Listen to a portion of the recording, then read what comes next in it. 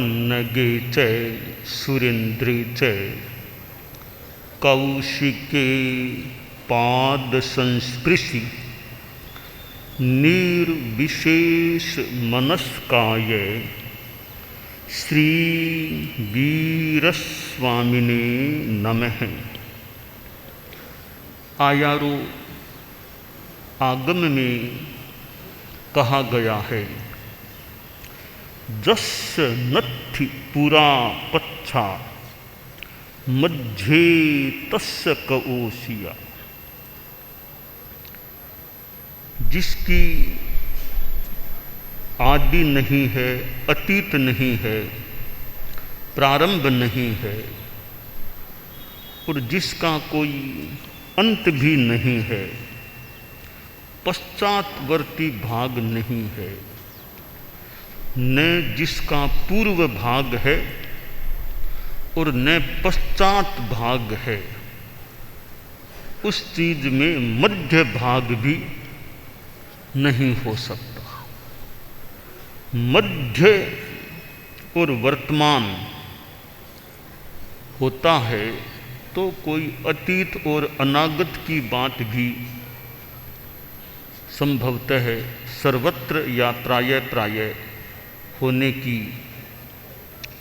संभावना की जा सकती है।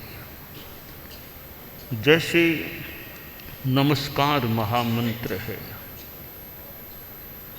उसमें मध्यवर्ती पद नमो आयर्यानम है। नमो आयर्यानम को मध्यवर्ती पद कहते हैं तो पूर्व में भी दो पद है, उसके पश्चात भी दो पद हैं, पूर्व और पश्चात कोई हैं तो हम नमो आयर्यानम को मध्यवर्ती पद नमस्कार महामंत्र का कह सकते हैं। तो मध्य किसी को कहना है तो इसके इधर उधर भी कोई होना अपेक्षित होता है।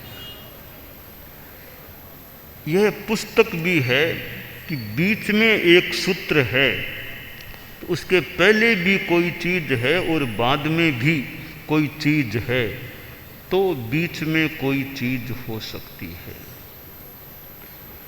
आयारों में यहाँ कहा गया, जस्य नत्थि पुरा पच्छा मध्ये तस्य कओसिया। अतीत की कोई भुक्त भोगों की स्मृति नहीं होती है, नहीं की जाती है, और भविष्य की कोई भोगाशंसा भीतर में भी नहीं है।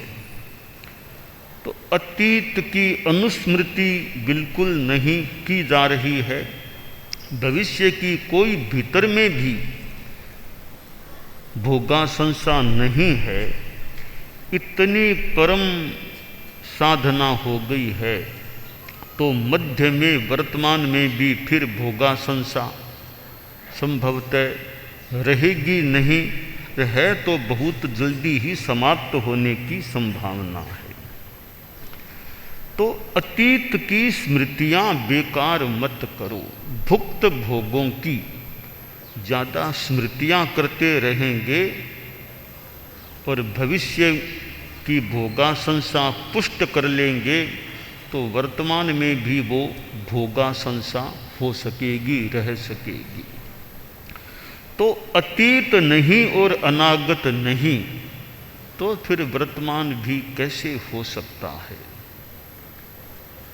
अतीत में अनंत काल बीत गया, भविष्य का अनंत काल इधर है, तो वर्तमान का भी एक समय होता है, हो सकता है।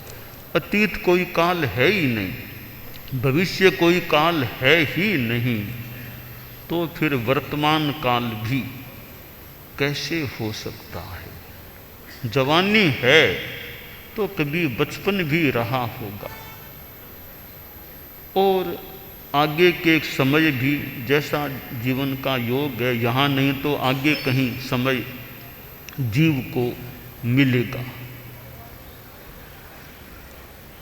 आदमी के भीतर ये विषय, कसाय, लालसा, आकांक्षा रहती है।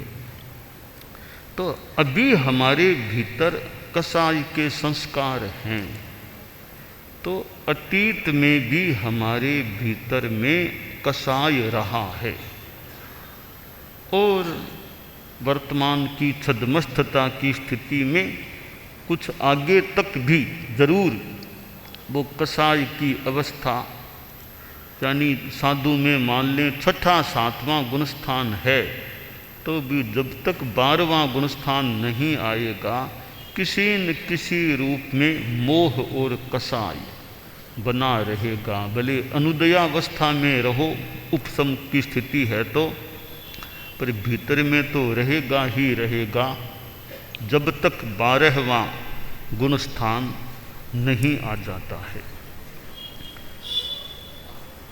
अध्यात्म की साधना में विषया संसा, कामा संसा, भोगा संसा, यह भी परित्याज्य होती है।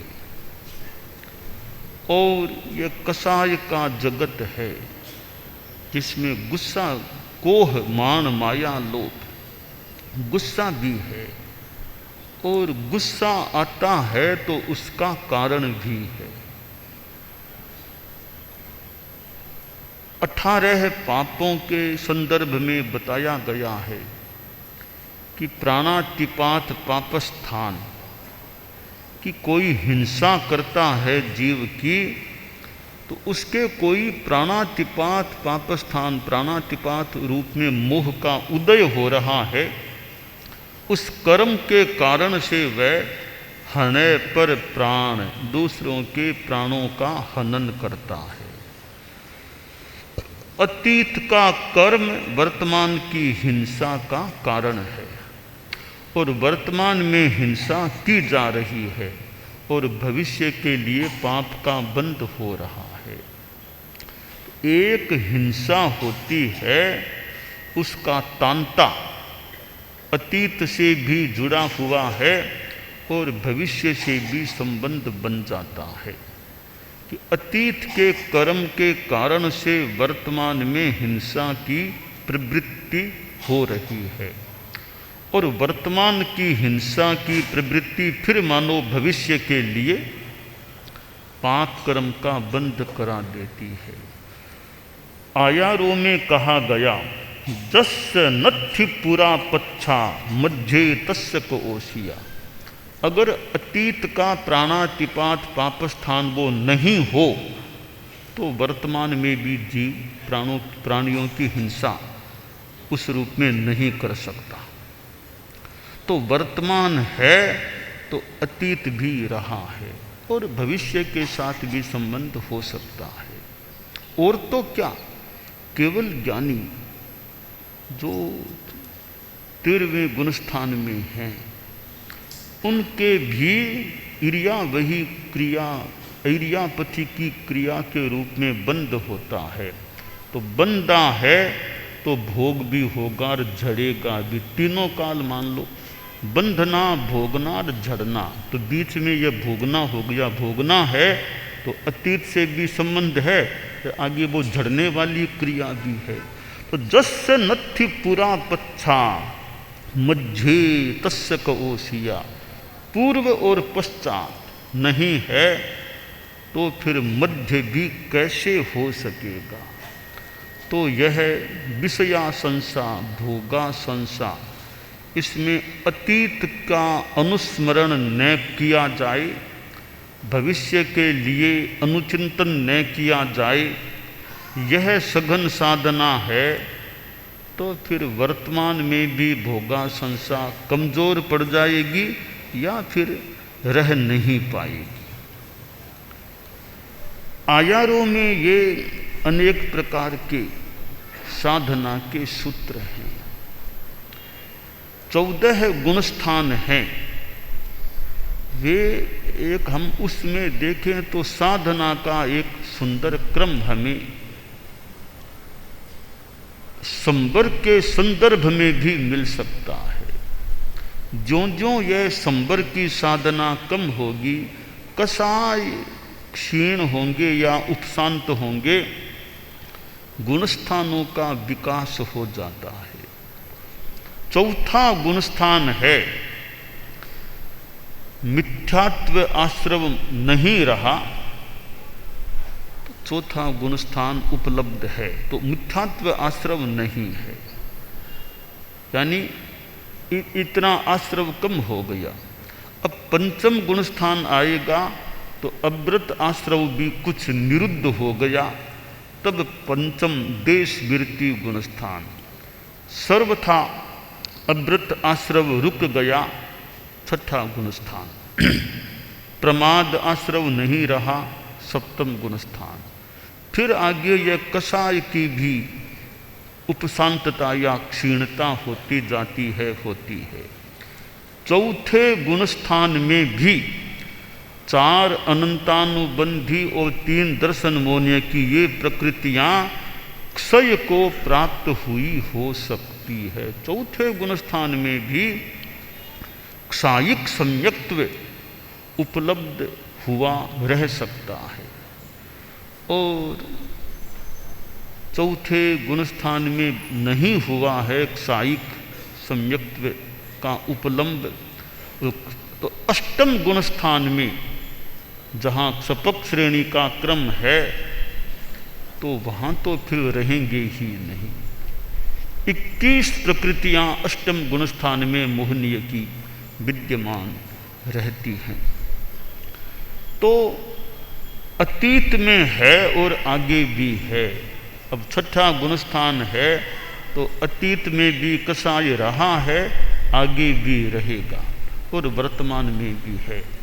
बस 12वां गुणस्थान मिल गया, फिर अतीत में तो कषाय रहा है और 12वां आ गया, अब वर्तमान में भी कषाय नहीं है, और आगे भी कभी भी अब जीव के परिणामों में कषाय, राग, द्वेष, कोह, मान, माया, लोभ का भाव नहीं आ सकेगा। यह कषाय की बात और बहुत एक अध्यात्म से जुड़ी हुई बात है। हम व्यावहारिक रूप में देखें, आप लोग गृहस्थ हैं, गृहस्थ के जीवन में भी देखें कि अब अतीत यानी कोई युवा है, उसका अतीत बचपन कैसा रहा है, उसका आगे का प्रौढ़ावस्था और वृद्धावस्था किस प्रकार की रह सकेगी। जवानी की अवस्था है तो अतीत में कभी बचपन भी रहा है, और आगे आयुष्य लंबा है तो वृद्धावस्था भी आ सकती है। अब जवानी को हम एक प्रकार से वर्तमान मध्य के रूप में मान लें, तीनों अवस्थाओं में जवानी को मध्य मान लें, शैशव को पूरा अतीत मान लें, और वार्धक्य को पश्चात यानी भविष्य मान लें, तो यह मध्यवर्ती अवस्था युवा अवस्था है। इसमें अगर आदमी संयम का यथोचित रूप में ध्यान रखता है कि युवा अवस्था है, यह अच्छी रहे, इसमें नशा है, नशे से मुक्त रहना और गलत व्यसनों से मुक्त रहना, तो युवा अवस्था अच्छी है, तो हो सकता है उसका प्रभाव, उसका फल, जो अच्छे कार्य किए जाते हैं उनके अच्छे फल मिल सकते हैं। तो मध्य अवस्था जो है, बीच की अवस्था, यह जवानी की अवस्था होती है।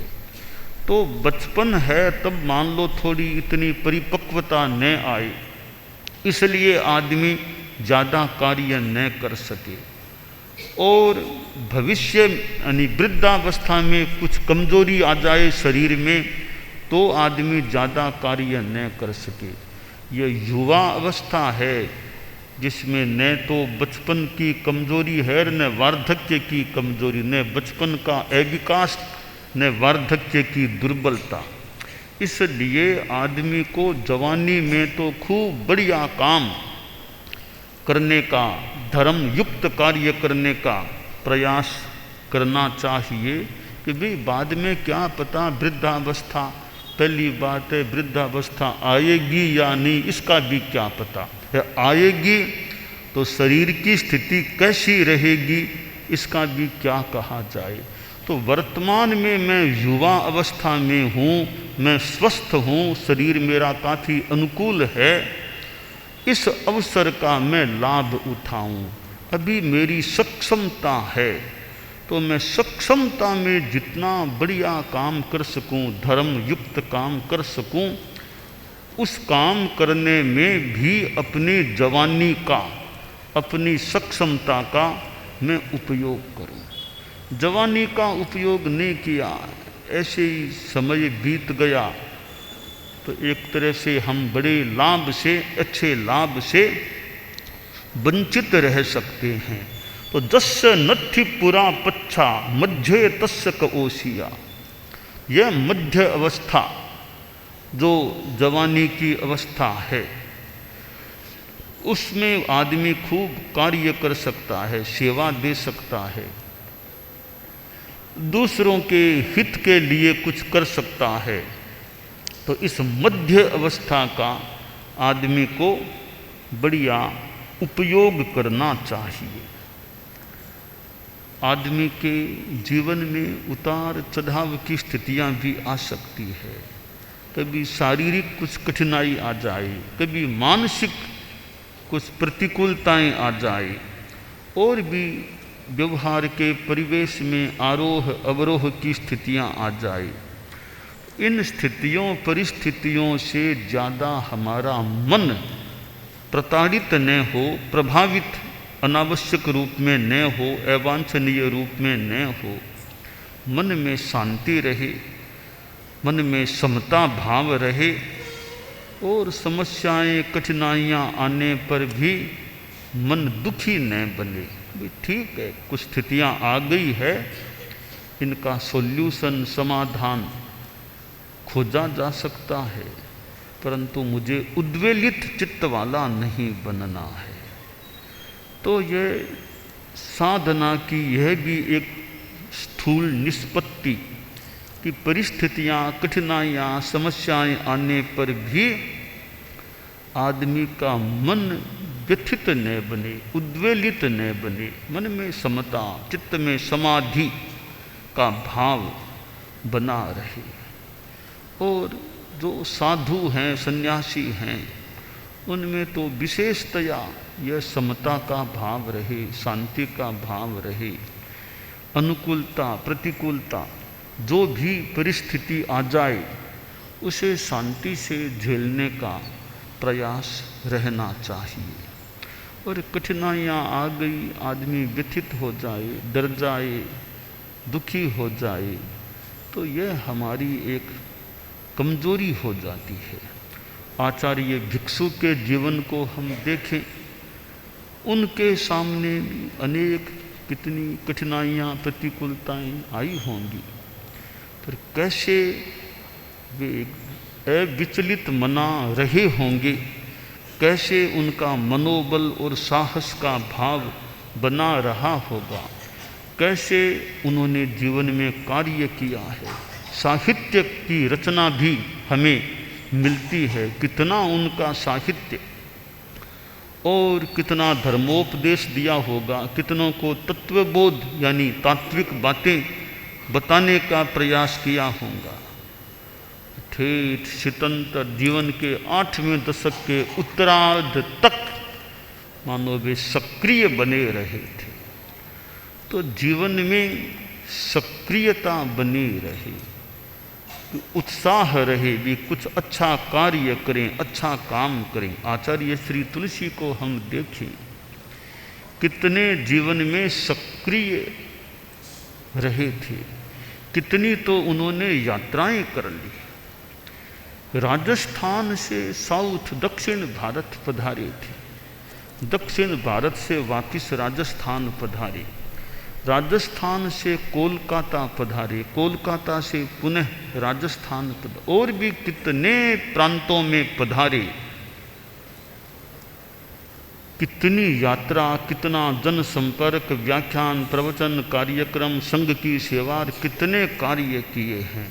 तो एक पुरुषार्थ की गाथा, सक्रियता हम आचार्य श्री तुलसी के जीवन में भी देख सकते हैं। रात को पोडाने में, सोने में भी देरी कर देते, लेट हो जाते।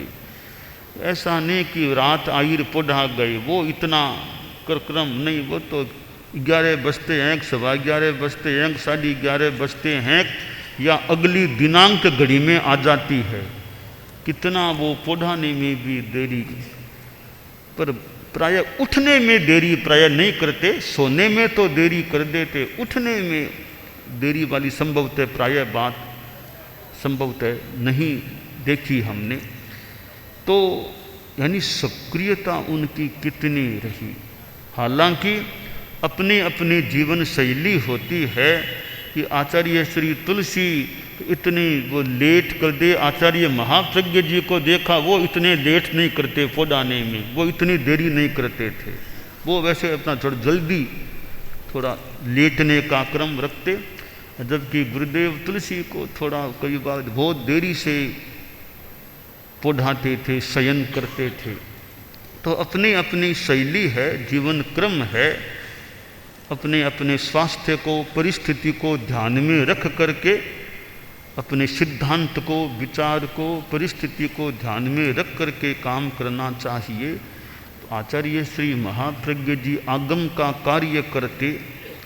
अब देखिए ये साहित्यकार, आगमकार, ये जो काम हुआ है, अब उसमें उनका बौद्धिक परिश्रम कितना लगा। मैंने देखा आचार्य श्री महाप्रज्ञ जी प्राय दिन में तो काम करते, रात में कई बार कभी कभी कोई काम कर लेते। ज़्यादा वो रात में पढ़ना लिखना संभवतः मेरे देखने में वो ज़्यादा रात को पढ़ना लिखना इतना नहीं, दिन में आगम काम आदि कर लेते। तो ये ज्ञान का परिश्रम है, बौद्धिक परिश्रम।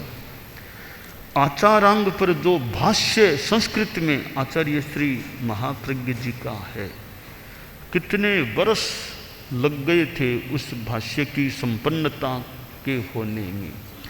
और भी ये आगमों के जो टिप्पण आदि जो कार्य हमारे सामने हैं, आचार्य श्री महाप्रज्ञ जी जीवन के 9वें दशक में भी, 9वें दशक में वे गुजरात पधारे, बॉम्बे पधारे, खानदेश पधारे। तो 9वें दशक में उनकी यात्रा हुई थी। तो यह भी एक प्रकार का परिश्रम, यात्रा है तो परिश्रम, प्रवचन करना, यात्रा भले साधन में यात्रा करना, वो भी आखिर है तो यात्रा। और कभी कभी अवस्था आने के बाद साधन के झटके लगे, वो भी थोड़ी कठिनाई पैदा करने वाले हो सकते हैं।